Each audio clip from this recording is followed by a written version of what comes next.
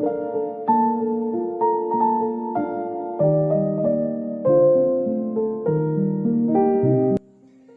Friends, જય શ્રી કૃષ્ણ, જય સ્વામિનારાયણ, જય યોગેશ્વર, જય જિનેન્દ્ર અને જય મહાદેવ.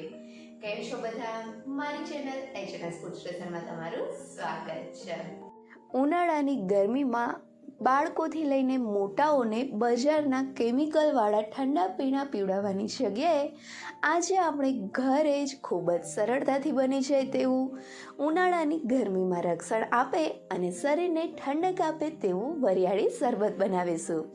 આ વરિયાળી શરબત એટલું ટેસ્ટી બને છે ને કે બાળકો હોય કે મોટાઓ બજારના કોલ્ડ ડ્રિંક્સ પીવાનું તો ભૂલી જ જશે. તો ચાલો તેને બનાવવાની શરૂઆત કરીએ. વરિયાળી શરબત બનાવવા માટે સૌથી પહેલાં એક બાઉલમાં 1 ટીસ્પૂન જેટલા તકમરિયા લઈ લઈશું અને ત્યાર પછી હવે તેમાં 3 થી 4 ટેબલસ્પૂન જેટલું પાણી ઉમેરીને તકમરિયાને પલાળી દઈશું.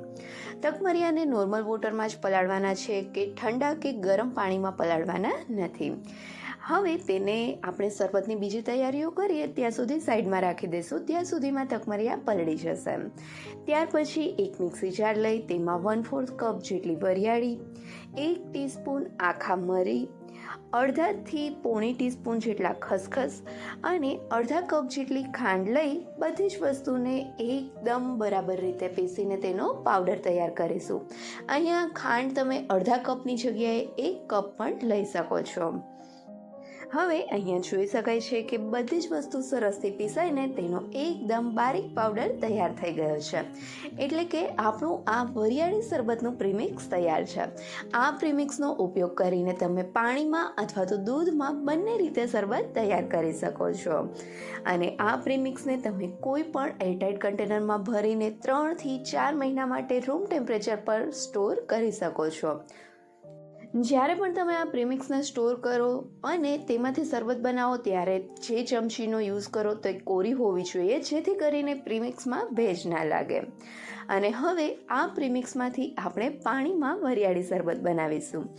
તો તેના માટે એક મોટા બાઉલમાં 1 ગ્લાસ માટે 1.5 થી 2 ચમચી જેટલું એ રીતે આપણે પ્રીમિક્સ બાઉલમાં લઈ લઈશું. અત્યારે હું 3 થી 4 કપ જેટલું શરબત બનાવવાની છું, તો 7 થી 8 ચમચી જેટલું પ્રીમિક્સ આ બાઉલમાં લઈ લઈશું. હવે આ પ્રીમિક્સમાંથી આપણે પાણીમાં લીંબુ શરબત બનાવવાના છીએ, તો તેમાં બીજા મસાલા ઉમેરીશું, જેમાં 1 ટીસ્પૂન જેટલું શેકેલ જીરું પાવડર, અડધાથી 1 ટીસ્પૂન જેટલું સંચળ પાવડર અને થોડું મીઠું ઉમેરીશું. અને ત્યાર પછી તેમાં ઠંડુ પાણી ઉમેરીશું અને આ બધી જ વસ્તુને બરાબર રીતે મિક્સ કરીશું.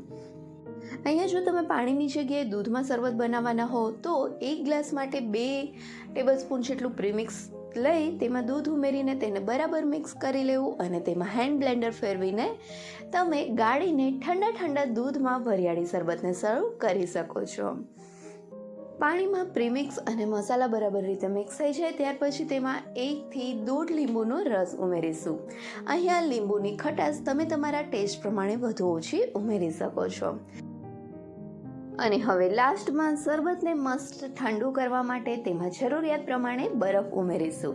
અને ત્યાર પછી આ શરબતને હેન્ડ બ્લેન્ડરની મદદથી સરસથી બ્લેન્ડ કરી લેશું જેથી કરીને બધા જ મસાલા સરસથી મિક્સ થઈ જાય અને આપણું શરબત પણ એકદમ ટેસ્ટી તૈયાર થાય. હેન્ડ બ્લેન્ડર ફેરવ્યા પછી અહીંયા જોઈ શકાય છે કે આપણું આ શરબત તૈયાર છે. જો તમારે શરબતને બજાર જેવો જ ગ્રીન કલર આપવો હોય તો તમે તેમાં થોડો એવો ગ્રીન કલર ઉમેરી શકો છો. અને ત્યાર પછી હવે આપણે આ શરબતને ગળણીની મદદથી ગાળી લઈશું.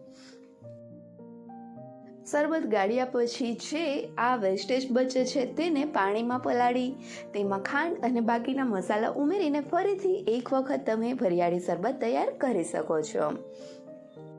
હવે તૈયાર થયેલા વરિયાળી શરબતને સર્વ કરવા માટે સર્વિંગ ગ્લાસમાં થોડા બરફના ટુકડા લઈ તેમાં આપણે જે તકમરિયા પલાળીને સાઈડમાં રાખ્યા હતા તે તકમરિયા સરસથી પલળી ગયા છે, તો તેમાં 1 ચમચી જેટલા તકમરિયા ઉમેરીશું અને ત્યાર પછી તેમાં તૈયાર કરેલું ઠંડુ વરિયાળી શરબત ઉમેરીશું.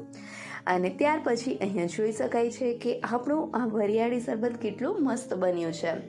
એક વખત તમે આ વરિયાળી શરબત બનાવીને પીશો ને પછી બજારના ઠંડા પીણા પણ ભૂલી જશો.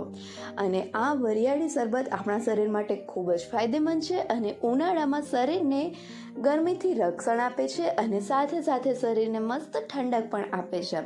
તો હવે બજારના ઠંડા પીણા પીવાની જગ્યાએ ઘરે જ તમે આ વરિયાળી શરબત બનાવીને જરૂરથી પીજો અને મને કમેન્ટ કરીને કહેજો કે તમને આ રેસીપી કેવી લાગી.